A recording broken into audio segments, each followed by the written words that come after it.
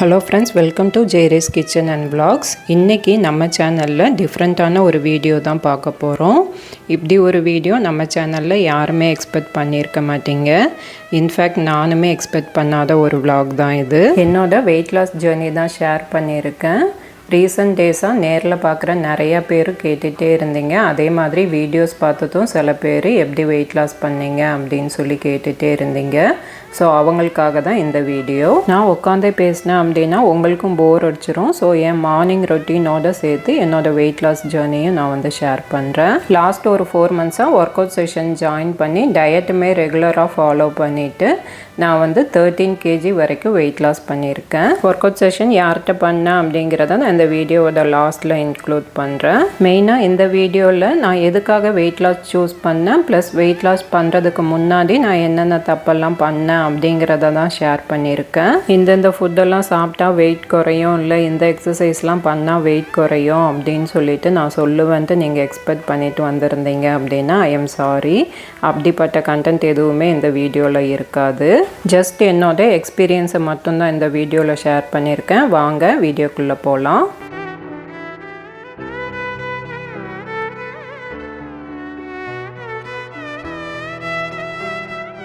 Mostly எல்லா லேடிஸுமே husband பசங்களுக்காக அப்படின்ட்டு எது வேணாலுமே செய்வாங்க. ஃப்ரூட்ஸ் கட் பண்ணி கொடுக்குறதாகட்டும், ஜூஸ் போட்டு கொடுக்குறதாகட்டும் எல்லாமே.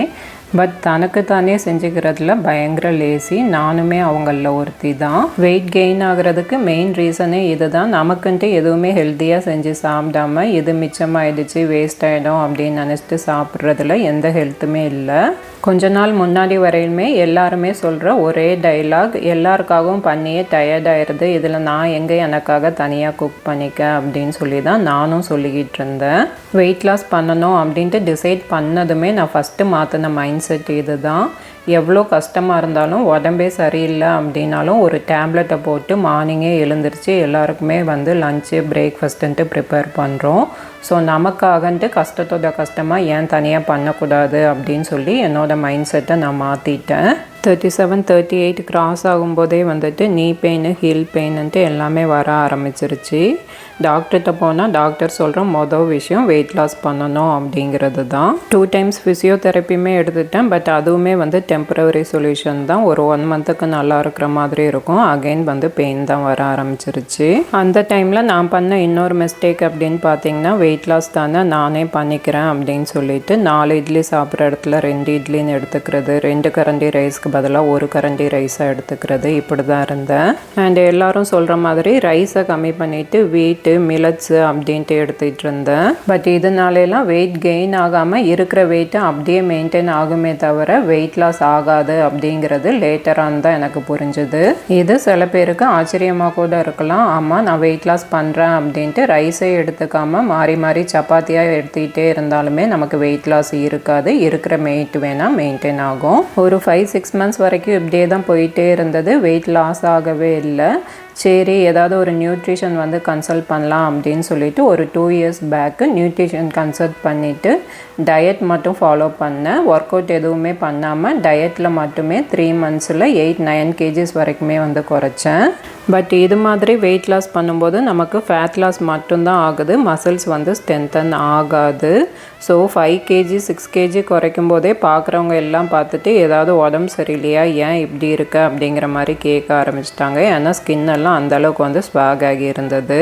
ஸோ ஒரு லெவலுக்கு மேலே எனக்குமே அந்த கான்ஃபிடென்ஸ் போயிருச்சு. இதை கண்டினியூ பண்ண வேண்டாம் அப்படின்னு சொல்லி விட்டுட்டேன். அகைன் கொஞ்ச நாள் அந்த டயட்டே ஃபாலோ பண்ணிவிட்டு வாக்கிங் மட்டும் போயிட்டு இருந்தேன். என்னோட மைண்ட் செட் 40 yearsல நம்ம ஒர்க் அவுட்லாம் பண்ண முடியாது அப்படின்னு தான் யோசிச்சுட்டு இருந்தேன். இதனாலேயே நான் ஒர்க் அவுட் எதுவுமே ஜாயின் பண்ணலை. வாக்கிங்குமே பார்த்தீங்க அப்படின்னா எப்படி மந்த்லி 3 days ஸ்கிப் பண்ணுவேன். அதுக்கப்புறம் 2 நாள் சோம்பேறியாக இருக்கும்ன்ட்டு விடுவேன். ஸோ அப்படியே கொஞ்சம் கொஞ்சமாக ஸ்கிப் பண்ணி கடைசியில் வாக்கிங் போகிறதுமே ஸ்டாப் ஆகிடுச்சு.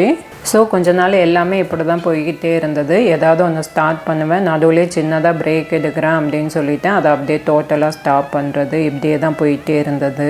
ஒரு ஸ்டேஜுக்கு மேலே இதை இப்படியே விட முடியாது, ஏதாவது பண்ணி ஆகணும் அப்படின்னு சொல்லிட்டு டிசைட் பண்ணிட்டு தான் ஒர்க் அவுட் ஜாயின் பண்ணலாம் அப்படின்னு சொல்லி டிசைட் பண்ணேன்.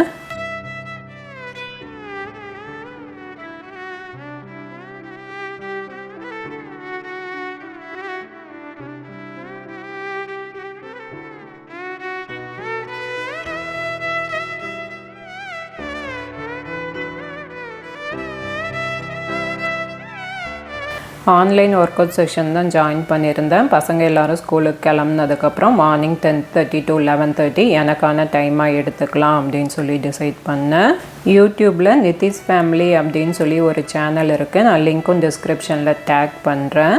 ஸோ அவங்களோட ஷார்ட்ஸு ஒரு நாள் எதேச்சியாக பார்த்தேன். ஸோ அவங்கக்கிட்ட தான் வந்து லாஸ்ட் டிசம்பர்லேருந்து ஒர்க் அவுட் செக்ஷன் ஜாயின் பண்ணேன். ஃபஸ்ட்டு ஜாயின் பண்ணும்போது ஒரு 1 month ட்ரை பண்ணி பார்க்கலாம் எப்படி இருக்குன்ட்டு அப்படிங்கிற பிளானில் தான் ஜாயின் பண்ணதே. பட் நான் ஜாயின் பண்ணதுக்கப்புறம் என்னோடய மைண்ட் செட்டே டோட்டலாக மாறிடுச்சு. நான் 40 இயர்ஸ்க்கு மேலே நம்ம வீட்டு வேலையும் பார்த்துட்டு ஒர்க் அவுட்லாம் பண்ண முடியாது அப்படின்னு சொல்லி தான் இத்தனை நாள் வரைக்குமே யோசிச்சுட்டு இருந்தேன். பட் ஜாயின் பண்ணதுக்கப்புறம் தான் தெரிஞ்சது அங்கே ட்ரைனிங் கொடுக்குறவங்களே 40+ தான், ப்ளஸ் 60 இயர்ஸ் வரைக்குமே வந்து அவங்களுக்கு ஸ்டூடெண்ட்ஸ் இருக்காங்க அப்படின்ட்டு. அந்த நிமிஷத்துலேருந்து நம்மளால் எதுவும் பண்ண முடியாது அப்படிங்கிறது போயிட்டு எவ்வளோ ஹெவியான ஒர்க் அவுட்டாக இருந்தாலும் நம்மளால் பண்ண முடியும் அப்படிங்கிற மைண்ட் செட்டுக்கு வந்துட்டேன். இது எனக்குள்ளே ஒரு நல்ல கான்ஃபிடென்ட்டை கொடுத்துச்சு அப்படின்னே சொல்லலாம். நான் ஏதாவது வீடியோஸ் பார்த்து தனியாக வீட்டில் ஒர்க் அவுட் பண்ணும்போது ரொம்ப நேரம் பண்ண மாதிரி இருக்கும். கடைசியில் பார்த்தா ஒரு 10 minutes தான் ஆயிருக்கும். இவ்வளோ நேரம் வரைக்கும் பண்ணி 10 minutes தான் ஆயிருக்கா அப்படின்ட்டு இருக்கும். பட் இதே ஆன்லைன் கிளாஸில் எல்லாரும் பண்ணுறதை பார்த்துட்டே பண்ணும்போது டைம் போகிறதே தெரியாது. இப்போ தானே ஸ்டார்ட் பண்ணோம், அதுக்குள்ளே ½ an hour ஆயிடுச்சா அப்படின்னு தான் எனக்கு தோணியிருக்கு. ஸ்டார்டிங்கில் சில ஒர்க் அவுட்ஸ்லாம் ரொம்பவே கஷ்டமாக தான் இருந்தது. பட் நான் எதையுமே வந்து ஸ்கிப் பண்ணலை. 20 counts பண்ணணும் அப்படின்னா அட்லீஸ்ட் ஒரு 10 counts ஆவது பண்ணுறதுக்கு ட்ரை பண்ணிட்டு தான் இருந்தேன். ஸோ இப்படியே போக போக கொஞ்ச நாளைக்கு அப்புறம் எல்லாமே ஈஸியானதாயிருச்சு.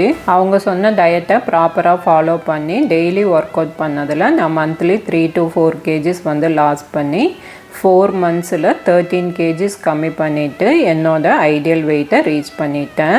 சில பேருக்கு மந்த்லி 3-4 kgs கம்மி பண்ணுறதெல்லாம் வந்து நார்மலான விஷயமாக தான் இருக்கும். ஏன்னா நான் ஜாயின் பண்ணுற குரூப்லேயே வந்து மந்த்லி 10 kgs கம்மி பண்ணவங்களுமே இருக்காங்க. பட் இது எல்லாமே வந்து அவங்கவுங்க பாடி கண்டிஷன் பொறுத்து தான்.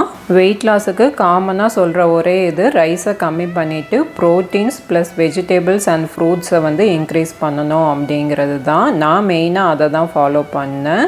நான் வந்து ரைஸ் எடுத்தே ஒரு 2 months கிட்ட ஆயிருக்கும். எப்போயாவது ஒரு நாள் வந்து எடுப்பேன். பட் கண்டினியூஸாக ரைஸ் எடுக்கிறது டோட்டலாகவே ஸ்டாப் பண்ணிட்டேன். ரைஸுங்கிறது ஒயிட் ரைஸ் மட்டும் கிடையாது, நம்ம இட்லி தோசை இது மாதிரி ஐட்டம்ஸ் எடுக்கிறதுமே டோட்டலாக ஸ்டாப் பண்ணிட்டேன். ரைஸ் சாப்பிட்றவங்க எல்லாருமே என்ன ஃபேட்டாவாக இருக்காங்க அப்படின்னு சொல்லிட்டு சில பேர் கேட்கலாம். அது அவங்கவுங்க பாடி கண்டிஷன் ப்ளஸ் அவங்க செய்கிற ஃபிசிக்கல் ஒர்க்கை பொறுத்தது. அந்த காலத்தில் ஃபுல்லாக ரைஸாக தான் எடுத்துக்கிட்டாங்க அப்படின்னா அதுக்கேற்ற மாதிரி அவங்க ஃபிசிக்கல் ஒர்க்கும் பண்ணாங்க. பட் நமக்கு இப்போ அந்தளவுக்கு ஃபிசிக்கல் ஒர்க்குங்கிறது கண்டிப்பாக கிடையாது. நீங்கள் வெயிட் லாஸ் பண்ணோம் அப்படின்னு சொல்லி டிசைட் பண்ணுறீங்க அப்படின்னா நான் இப்போ சொல்கிற தப்பெல்லாம் பண்ணாதீங்க. ஃபஸ்ட்டு ஹெல்த்தியாக சாப்பிடாம கம்மியாக சாப்பிட்றது. செகண்டு நமக்கு செய்ய டைம் இல்லை, நமக்கு யாராவது செஞ்சு கொடுத்தா நல்லாயிருக்கும் அப்படின்னு நினைக்கிறது. தேர்டு நம்மளால் இதெல்லாம் பண்ண முடியுமா அப்படின்ட்டு யோசிக்கிறது. ஃபோர்த்து இந்த ஏஜில் நமக்கு இதெல்லாம் தேவையா அப்படின்னு யோசிக்கிறது. ஃபிஃப்த்து இவ்வளோ கஷ்டப்பட்டு இதை பண்ணணுமா அப்படின்னு யோசிக்கிறது. கஷ்டப்படாமல் நமக்கு எதுவுமே கிடைக்காது. அண்ட் லாஸ்ட் ஒன் நம்மளை யாராவது மோட்டிவேட் பண்ணணும் அப்படின்னு நினைக்கிறது. நம்மளை நாமளே மோட்டிவேட் பண்ணிட்டா தான் உண்டு. கை வலிக்குது கால் வலிக்குதுன்னு சொன்னால் கூட எதுக்கு இவ்வளோ கஷ்டப்பட்டு எக்ஸசைஸ் பண்ணாத அப்படின்னு தான் சொல்லுவாங்க. இதே வீட்டு வேலை செய்யும்போது டயர்டாக இருக்குது அப்படின்னு சொன்னால் வீட்டு வேலை செய்ய வேண்டாம் அப்படின்னு சொல்லிட்டு யாருமே சொல்ல போகிறது கிடையாது. ஸோ நம்மளோட உடம்பு நம்மளோட ஹெல்த் நாம தான் பார்த்துக்கணும். என்னை பொறுத்தவரை வெயிட் லாஸ் அப்படிங்கிறது ஃபிட்டாக இருக்கணும் அப்படிங்கிற மீனிங் கிடையாது, ஹெல்த்தியாக இருக்கணும் அப்படிங்கிறது தான் மீனிங். ஸோ அவ்வளோதான், நம்ம வீடியோவோட எண்டுக்கு வந்துட்டோம்.